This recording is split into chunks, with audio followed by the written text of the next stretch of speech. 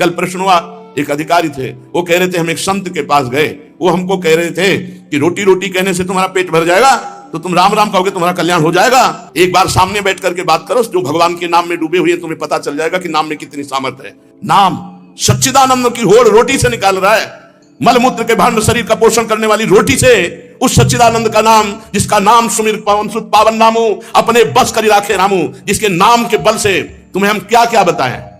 जो आज जो कुछ भी शून्य के आगे अंक लगा वो नाम ही है, नहीं सब शून्य है।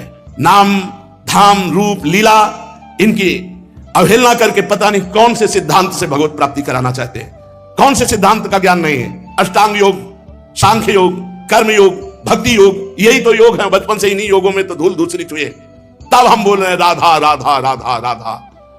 रोटी रोटी कहने से तुम्हारा पेट नहीं भर जाएगा, लेकिन राम राम कहने से जन्म जन्म की भूख ना मिट जाए तो मुझे बता दो, जन्म जन्म की भूख मिट जाएगी। कैसे बात, तुलसी जाके मुख से धोखे निकसत राम, ताके पक्की पक्तली मोरे तनु की चाम। अभी भगवान की कृपा है कि कहीं कहीं भगवत प्रेमी महात्मा भगवत मार्ग की पुष्टता प्रदान करने वाले शास्त्र सम्मत वचन बोलते हैं। शास्त्र के वाक्य बोलने पर मौन और निराश उदास हताश व्यक्ति के हृदय में भगवत प्राप्ति की लालसा पैदा हो जाए, ताली बजाने की हिम्मत ना हो।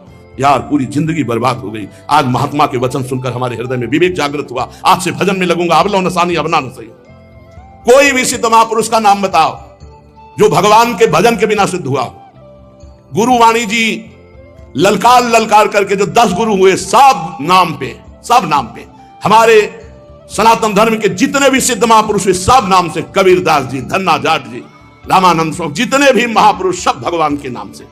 पता नहीं अब कौन से महापुरुष पैदा हो रहे हैं जो नाम की अवहेलना, धाम की अवहेलना, मूर्ति पूजा की अवहेलना। आज तक कोई भी साधक या सिद्ध हुआ हो जिसने गुरु की आराधना ना की और सिद्ध हो गया हो, मैं बताना कुछ नहीं हाथ लगा। तो गुरु मूर्तिमान थे या अव्यक्त?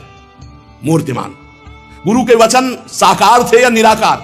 साकार।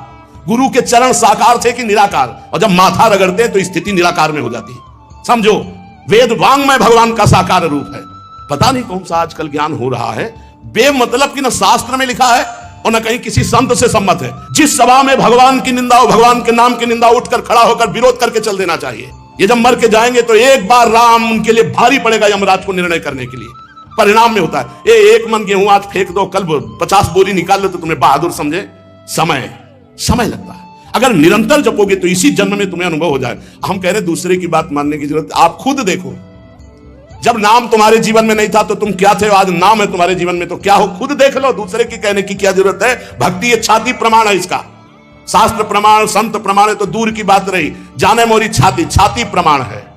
तो इसलिए बहुत काम संभाल करके ऐसे पाखंडियों के वचन न सुने जाए जो भगवान की अवहेलना करते हैं। परम ज्ञानियों में शिरोमणि महान महान पुरुष सब भगवान के नाम लीला धाम में लगे। हरिशरणम एक क्षण भी नहीं भूलते संकार। बड़ी विचित्र दशा है कलयुग में। ब्रह्म ज्ञान बिन नारी नर करे न दूसरी बात, और कौड़ी लागी लोभवत करें विप्र गुरु घात। बिल्कुल गोस्वामी जी सत्य लिख गए। जिसकी जिह्वा पे नाम है, वृंदावन की भूमि से बैठ के कह रहा हूं, भगवान की भी ताकत नहीं कि उसका मंगल कर सके। जैसे सूर्य की ताकत नहीं कि अंधकार दिखा सके, क्योंकि जहां सूर्य वहां अंधकार नहीं, ऐसे जहां भगवान का नाम है तो भगवान भी अमंगल नहीं कर सकते। इतने शास्त्रों में उदाहरण बड़े पड़े हैं, और सबसे बड़ा उदाहरण हम और हमारी छाती है। हम किसी के सपोर्ट से नहीं चल रहे, किसी के हम सिखाए या पढ़ाए नहीं चल रहे, नाम भगवान के सपोर्ट से चल रहे हैं। नाम की गर्जना से जी रहे हैं, नाम की गर्जना से दहाड़ रहे हैं। नाम ही हमारा जीवन है। सामने आके बात करे जिसको लगता हो नाम में कितनी ताकत है। नाम ही हमारा जीवन है, नाम ही हमारा सर्वस्व है। हमें कोई गति नहीं चाहिए, बस हमारे हृदय से नाम चलता रहे। बस पूज्य भाई जी हनुमान प्रसाद पोद्दार जी की परम कृपा, उन्होंने ऐसा ठास के नाम भरा। पूज्य गुरुदेव भगवान जो बचपन से लिए उन्होंने नाम भरा। पूज्य हितजू महाराज को हम तो छा परम धमा प्राण हो गर्भ कर्मा यत्तन्नाम स्फुरति महिमा रेश वृंदावनस्य। राधा नाम पूज्य गुरुदेव भगवान, नाम नाम नाम सबका सार नाम। और जो नाम ना पकड़े तो वो अपने जीवन की हाल देख लेना आगे चल के। और नाम पकड़ लिया तो चाहे कामी हो, चाहे क्रोधी हो, चाहे लोभी हो, चाहे मोही हो। भागवत में लिखा है कि पुत्र के बहाने नारायण बुलाया तो भगवान की प्राप्ति हो गई। अहो वत्स पचतो गरीयान जिह्वा के वर्तते नाम तुभ्यम। वो चांडाल भी श्रेष्ठ जिसकी जिह्वा पर भगवान का नाम विराजमान है। एक गुरुजी ने कहा चेला को, बहुत दिन से सेवा कर रहा था, क्या चाहिए? गुरुजी जो आप उचित समझो। उसे बहुत गरीब आदमी हूं, आपकी सेवा में लगा। बोले आज वो अमोघ वस्तु देंगे जिसकी समानता त्रिभुवन नहीं कर सकती, जाओ गंगा स्नान करके आओ। गंगा स्नान करके आए। बोले बेटा राम राम राम, किसी से कहना नहीं, बहुत गुप्त चीज, अमूल्य वस्तु। गुरुजी राम राम राम, किसी से कहना नहीं, क्या दिया, चुपचाप अंदर अंदर जपना जी। बाहर गए तो गाय चरा रहे थे लोग, बोले भगत जी राम राम। गुरुजी कहते बड़ी गुप्त वस्तु है, अमोघ वस्तु, फुसला दिया। ये तो एक चरवाहा बोल रहा है हमसे राम राम, वही गुरुजी ने बोला है राम राम। मतलब ऐसा तो नहीं करना चाहिए, इतने बड़े संत को, और हमने इतनी सेवा की, हमको फुसला दिया राम राम कह के। दूसरे दिन सेवा में बोले गुरुजी एक बात कहना चाहते। बोले बच्चा बाद में कहना, बहुत जरूरी काम है। वो झोली है, उस झोली में एक वस्तु टंगी है, उसको बेच आओ बाजार में, पर केवल मूल्य भर जानना, बेचना नहीं, खाली वापस आओ जाओ। वो गुरुजी हमें बात कहनी थी। बोले तुम्हारी बात जे ही ये काम करके आओगे सो ले गए। तो एक भाटा आलू गाजर बेच रहा था, उससे कहा ये चमकता हुआ पत्थर। बोले 2 किलो बैंगन ले लो। बोले नहीं लाओ। पेन से लिखा कि सब्जी बेचने वाले ने 2 किलो बैंगन इसकी मूल्य लगाया। अब एक बनिया के पास गया, बोले ये लेंगे आप? उसने कहा चमकता हुआ कोई पत्थर है। कहा 1000 रुपया। बनिया ने 1000 रुपया वापस ला। स्वर्णकार के पास गया, उसने देखा कि है तो हीरा, पर ऐसे गंवार के पास असली हीरा कहां से हो सकता है। उसने कहा 1 लाख रुपए देंगे। 1 लाख रुपए स्वर्णकार ने। और जौहरी के पास गया, जौहरी ने देखा, उसने कहा कि 1 करोड़ रुपया। जौहरी सबसे बड़े जौहरी के पास गया, उसने कहा ईमानदारी के बात बताएं, हमारे यहाँ जितने हीरे सोना चांदी के आभूषण सब ले जाओ तो भी इस हीरे की कीमत नहीं है, इस लोक का है नहीं, ये अमूल्य हीरा है। अमूल्य हीरा सबसे बड़े जौहरी। गुरुजी बेचे आए? आपने कहा तो वापस ले आना, कीमत पता लगाया है। क्या? तो बोले बैंगन बेचने वाला कह रहा था 2 किलो बैंगन ले लो। पूरा सबका बता। बोले बेटा अगर हम ना कहते तो तुम 2 किलो में ये अमूल्य हीरा बेच आते। ए बेटा, जैसे इस हीरे की कीमत कोई बड़ा जौहरी जानता है, ऐसे भगवान नाम की कीमत कोई नाम जापक महापुरुष जानता है।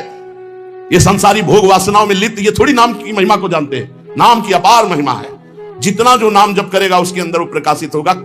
कलयुग केवल नाम आधारा, सुमिर सुमिर नर उतरे पारा। मान लो हमारी जो मानना है, नाम कृत्युगे ध्यायते विष्णुम तेतायाम यजते मखई द्वापरे परिचर्यायाम कलौ तद्धरि कीर्तनात्।